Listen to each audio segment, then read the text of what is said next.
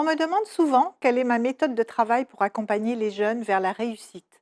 Je n'ai pas d'autre technique que de partir de l'individu lui-même, pas de ce que j'aimerais moi pour lui, pas essayer de le faire entrer dans une case pour répondre à un énième programme d'insertion.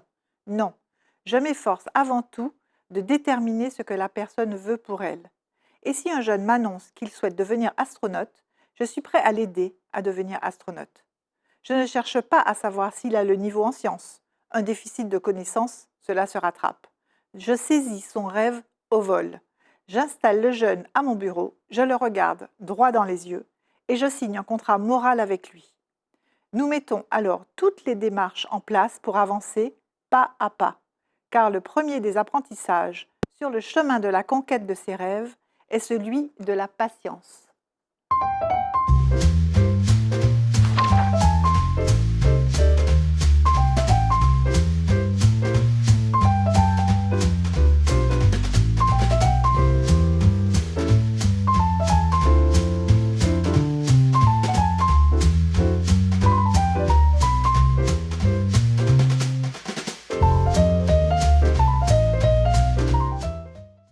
Bienvenue dans ce nouvel épisode de Au gré des pages. Aujourd'hui, nous recevons un auteur, mais aussi un artiste, un réalisateur, un homme aux compétences multiples, mais surtout connu pour son engagement auprès des jeunes pour leur insertion dans la vie professionnelle.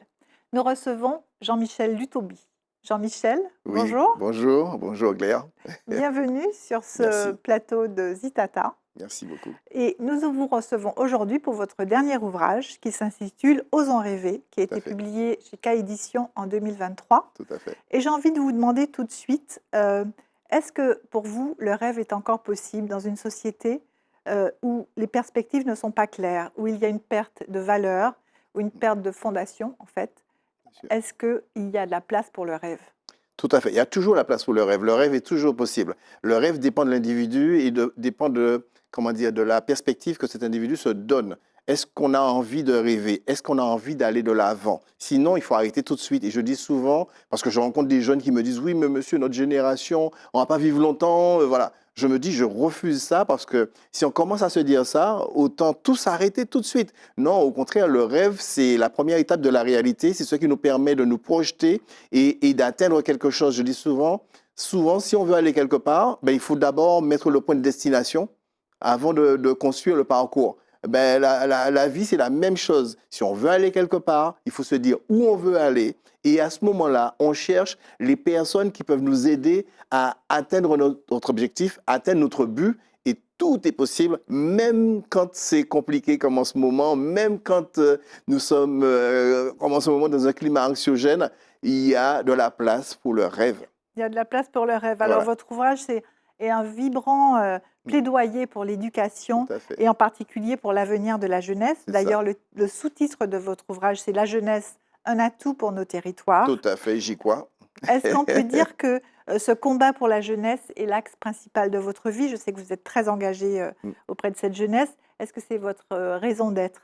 Et Alors, aussi, d'où vous vient cet engagement? tout à fait. Alors, c'est vrai, je ne sais pas si c'est ma raison d'être, mais je sais qu'il y a cette mission. Fanon disait que chacun, nous avons à trouver notre mission dans la vie et nous avons deux choix, soit la trahir ou la réussir. Moi, j'ai choisi, alors, je n'ai pas forcément choisi cette mission. On me l'a confiée d'une certaine manière. Je me suis retrouvé à la mission locale. Sur l'insertion des jeunes, je savais que je voulais être utile à l'autre. Mais je ne savais pas que c'était à la mission locale et c'est tombé à la mission locale et je crois que cette mission-là, je l'assume avec humilité, mais je l'assume aussi avec engagement parce que je sais que tout est possible et quand je rencontre les gens, quand je discute avec les jeunes, je discute avec les parents, je me rends compte que il y a des choses à construire sur ce territoire, il y a des choses à construire pour notre jeunesse et il faut simplement y croire, aider les jeunes à rêver, mais surtout à rêver grand. C'est-à-dire qu'il ne faut pas raisonner qu'à l'échelle du territoire, sans croire on va former des gens pour la Martinique uniquement, et je pense qu'on ne va pas y arriver, parce que nous sommes sur un petit territoire avec comment dire, un circuit économique qui est quand même assez restreint. Je crois qu'aujourd'hui, il faut former nos jeunes à l'international. Il faut former nos jeunes sur leurs rêves. Qu'est-ce qu'ils veulent pour demain? Qu'est-ce qu'ils veulent pour eux pour demain? Pas ce que la Martinique voudrait, pas ce que nos décideurs voudraient, mais qu'est-ce que l'individu voudrait pour sa propre vie pour demain? Et si on arrive à travailler sur ça, on aura des gens motivés parce que souvent on me dit, ouais, mais je veux un jeune motivé. Ben oui, mais si le travail qu'on lui propose ou la tâche qu'on lui propose, ça ne le motive pas, ben, ça peut pas marcher. C'est Mais clair, il ça faut peut aussi pas lui marcher. apprendre à savoir ce qu'il Ah, mais veut. bien Et sûr, il faut l'aiguiller. c'est Alors, ça. des fois, il sait ce qu'il veut, mais il n'ose pas le dire. Moi, souvent, quand je reçois un jeune, il me dit, je ne sais pas ce que je veux. En fait, il sait très bien ce qu'il veut. Mais simplement, il trouve que on va se moquer de lui ou que le rêve soit en décalage avec la réalité, et ainsi de suite. Et souvent, quand je creuse un petit peu, je me rends compte que le jeune, il avait déjà pensé à ce qu'il voulait. Simplement, le jour où il l'a prononcé, le jour où il l'a dit, ben, il a fait l'objet de moqueries et il n'a plus voulu reparler de son rêve. Parce qu'à l'école, un jeune arrive, il n'est pas bon en maths, il n'est pas bon en français, on lui dit, ben, si tu n'es pas bon en maths, si tu es bon en français, c'est dans telle section, et ainsi de suite. En fait, moi je dis souvent, c'est pas une note en mathématiques ou une note en français qui doit décider de qui on veut être demain. C'est le choix de l'individu de qui il veut être, et puis après, on lui apporte tous les éléments nécessaires, tous les ingrédients nécessaires pour sa réussite. Vous lui apportez la confiance? Et la confiance surtout. Moi, la mission locale, c'est ce que j'essaie de faire, c'est apporter la confiance. C'est ce que je demande aussi à mes collègues, apporter la confiance aux jeunes. Lui dire que tout est possible et qu'il est capable de réussir. Beaucoup de jeunes pensent qu'ils sont des inutiles parce qu'on leur dit ça à longueur de journée. Et je suis d'accord avec toi quand tu dis, ben, il faut inculquer les valeurs. Oui, il faut inculquer les valeurs de respect, les valeurs qui ont fait que nous soyons aujourd'hui là, que nous soyons ainsi. Et nous devons inculquer toutes ces valeurs-là à nos jeunes. Le respect, comment dire, l'envie de faire les choses. Il y a plein de choses qu'on doit inculquer, même ne serait-ce que le savoir-vivre avec l'autre, le savoir-être. Le savoir-être, oui.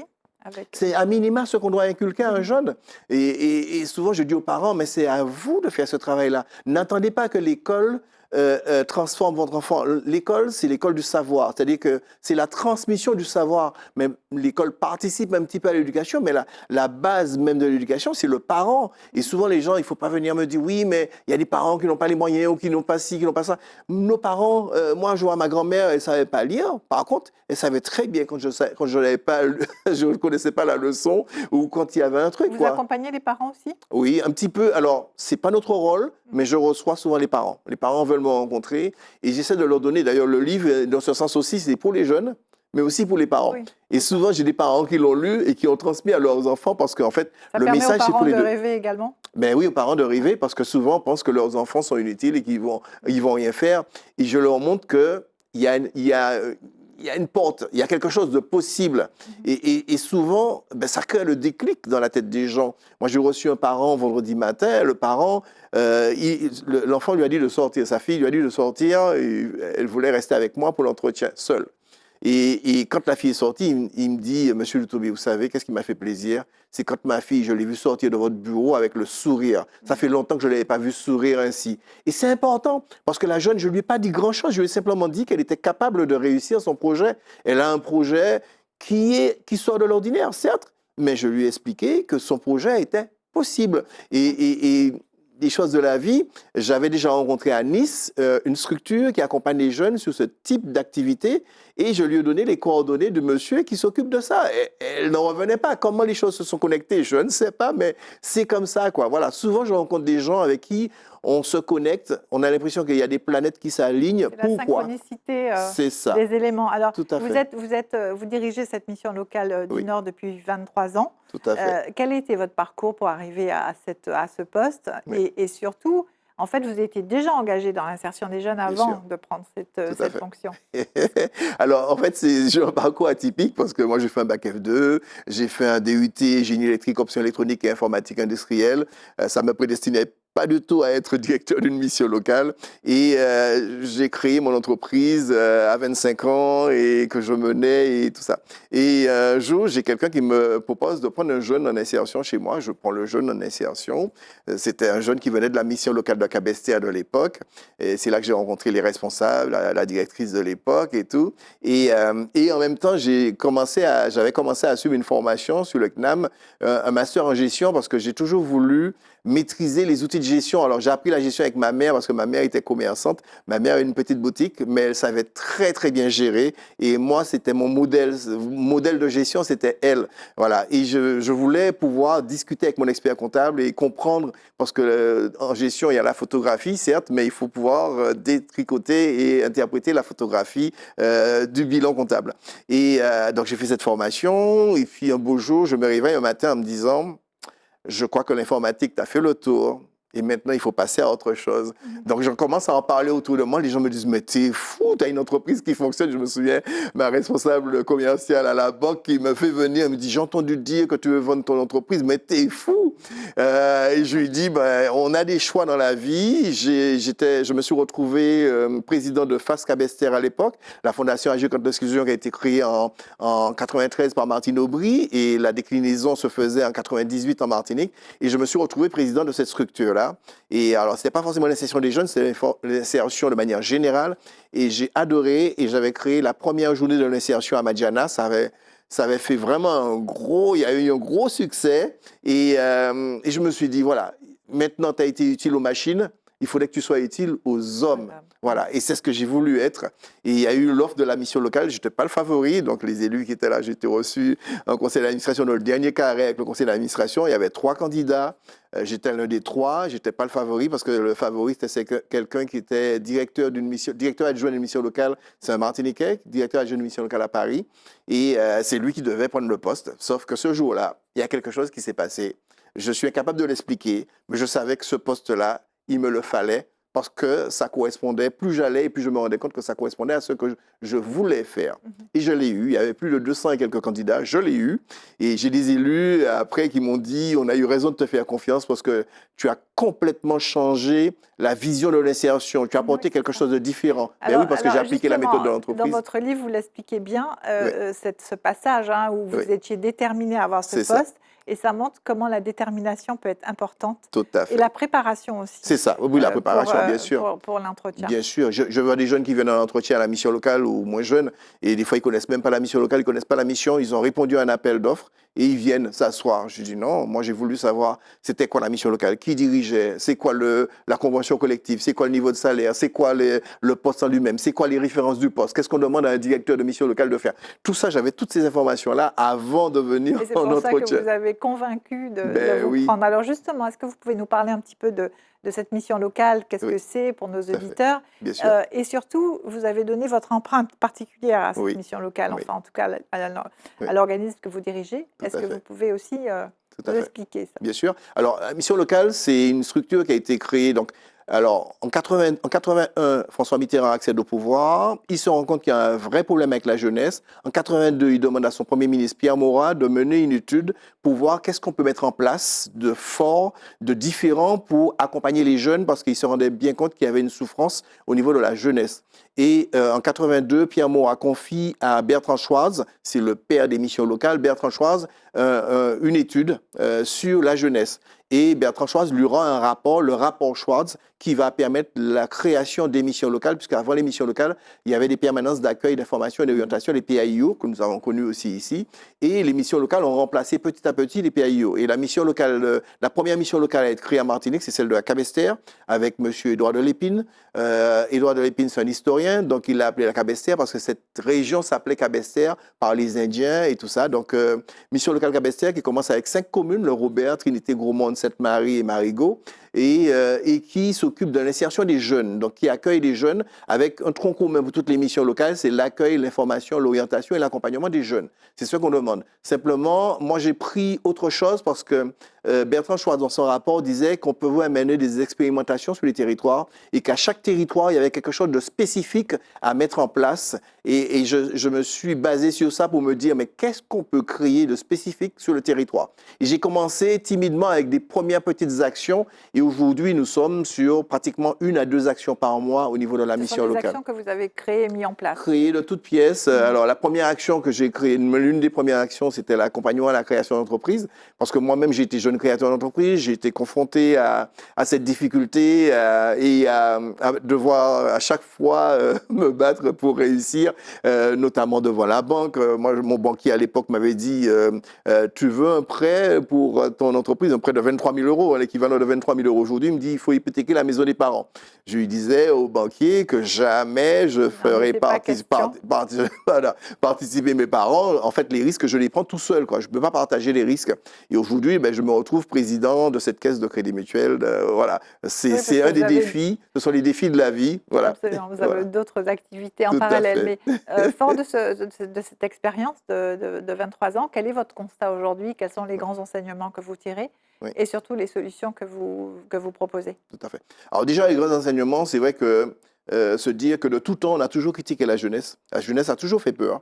Et la jeunesse a toujours été une variable d'ajustement. Et moi, ce que je réclame aujourd'hui, c'est un geste fort, un acte fort de nos décideurs pour que la jeunesse devienne une priorité sur notre territoire, mais une priorité nationale. Aujourd'hui, je suis en train de travailler avec un monsieur qui est à l'ONU pour voir comment on peut, de manière internationale, prendre en compte la jeunesse parce que les mêmes difficultés que nous avons sur notre territoire, nous le retrouvons partout en France, mais sur les autres pays. Moi, j'ai emmené des jeunes en Finlande, j'ai emmené des jeunes en Italie, j'ai emmené des jeunes à Madagascar. On a toujours les mêmes difficultés d'insertion des jeunes parce que ça fait peur, parce que le jeune, dans son comportement, il ne rassure pas. C'est vrai que la partie du cerveau qui s'occupe qui assure la maturité et le comportement devient mature à 24 ans, 24, 25 ans, des fois même plus tard, mais des fois pour certains plus tôt.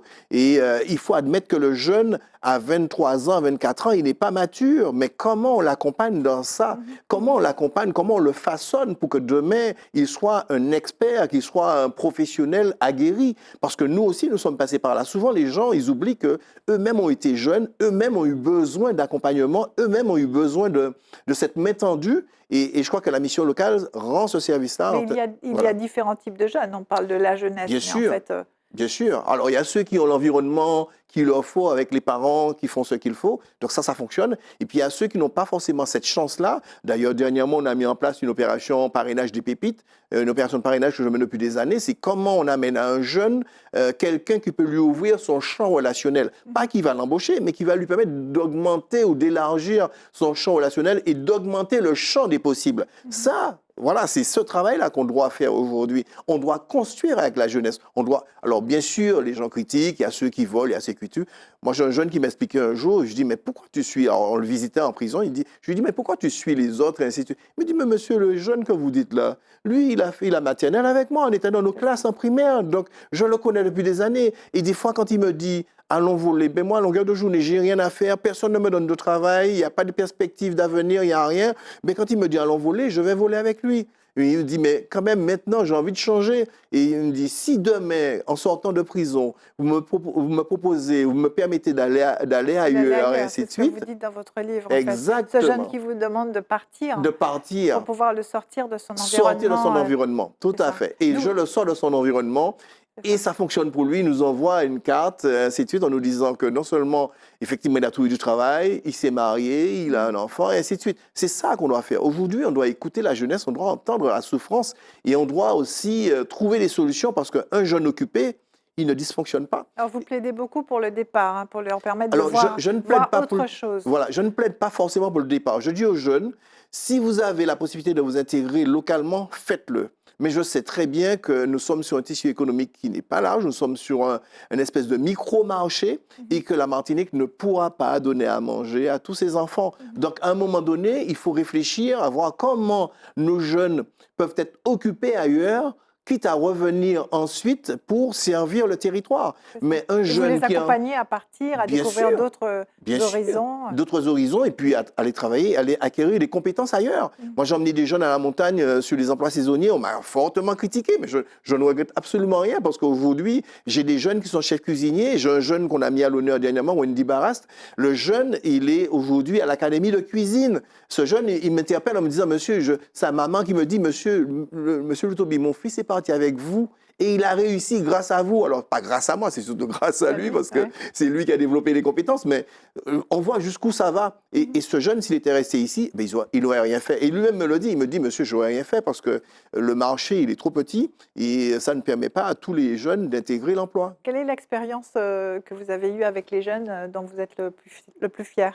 Alors, le plus fier, et je le dis dans le livre, c'est avec Stéphanie Jean-Philippe, qui était chef cuisinier en montagne. Moi, je me souviens de jour, elle m'appelle, elle me dit, monsieur, voilà, j'ai quelque chose à vous dire, c'est très important. Donc, je me gare, j'étais en voiture, et là, elle me dit, monsieur, vous m'avez dit qu'un jour, je suis chef cuisinier. Ça y est, depuis ce matin, je suis chef cuisinier. J'ai pas encore appelé ma famille, j'ai appelé personne, c'est vous que j'appelle en premier parce que vous me l'avez prédit et ça y est, je suis chef cuisinier. Et cette jeune est restée longtemps chef cuisinier en montagne et aujourd'hui, elle travaille dans un EHPAD à Paris. Elle est en cuisine, elle est chef cuisinier, mais elle est aussi elle est directrice adjointe de cet EHPAD à Paris et j'espère que ça va fonctionner pour elle. En tout cas, chaque fois qu'elle revient en Martinique, elle ne manque pas de passer voir la mission locale. Et moi, je trouve ça extraordinaire. Et avec elle, il y a eu aussi Moïkras Xavier qui est toujours à Montgenèvre. C'est un jeune de Saint-Pierre qui est toujours chef cuisinier à Montgenèvre et l'employeur est hyper content de ses services. Et puis un autre jeune qui s'appelle Jérémy Castrien, ce jeune, il a ouvert un restaurant à Lyon. Et il était chef cuisinier aussi à Valmorel. Et il m'envoie souvent des petits messages pour me dire, monsieur, vous voyez, depuis mon départ et mon affectation en montagne, voilà ce que je fais, voilà mon parcours. Et moi, je suis fier de cette jeunesse qui réussit et qui démontre qu'on est capable de faire de très belles choses pour la Martinique et de faire briller la Martinique parce que ces jeunes, ce sont des ambassadeurs. Et moi, j'ai une dame, une métro, qui me dit, j'ai appris à faire des acramorus en montagne. Je dis, je sais de quoi vous parlez, je connais. Elle me dit, j'ai des jeunes qui m'ont montré comment faire un acramoru. Je dis, mais ces jeunes-là, ils sont partis avec la mission locale à un temps et aujourd'hui, ils essaiment sur toute la métropole. J'en ai qui sont au Canada et j'en suis très, très fier. Un bon rayonnement pour la Martinique. Tout à fait. C'est ça qu'il faut retenir. On peut dire aussi que vous êtes preuve actuelle, en fait. Vous démontrez que tout est possible. Oui. Parce que vous avez grandi dans un environnement familial où vous n'étiez pas spécialement préparé à toutes ces compétences que vous mettez en œuvre. Surtout que vous développez aussi des compétences dans l'art et dans le cinéma. Tout à fait. Alors, est-ce que vous pensez que c'est aussi par l'art qu'on peut changer le monde? Bien sûr. Alors, c'est vrai que l'art, pour moi, c'est un vecteur de communication, c'est un outil extraordinaire, c'est-à-dire que ça rapproche des gens qui peut-être ne se seraient jamais rencontrés, en fait. Avec l'art, je rencontre plein de gens de différents Alors, de vous avez appris, horizons. il faut quand même expliquer, vous avez appris vous-même à... Ah oui, tout à fait. Vous êtes formé à je me suis formé. Je dis souvent, j'ai des gens qui me disent qu'ils sont autodidactes. Voilà, j'ai des gens qui me disent qu'ils sont autodidactes. Je dis, c'est bien d'être autodidacte, mais connaître la technique, c'est mieux. Et surtout que j'ai un prof qui s'appelle René Louise qui disait toujours, la technique, c'est 10%, c'est 10% de l'œuvre. Le reste, c'est la créativité, ainsi de suite. Mais il faut avoir les 10% de technique. Technique. Voilà. Donc, j'ai fait toute ma carrière au CERMAC. Je remercie la présidente du CERMAC. Chaque fois que je la rencontre, je lui dis, j'ai appris la peinture, j'ai appris la sculpture sur bois, j'ai appris la poterie céramique, j'ai appris la photo et la photo numérique. Tout ça, c'était au CERMAC.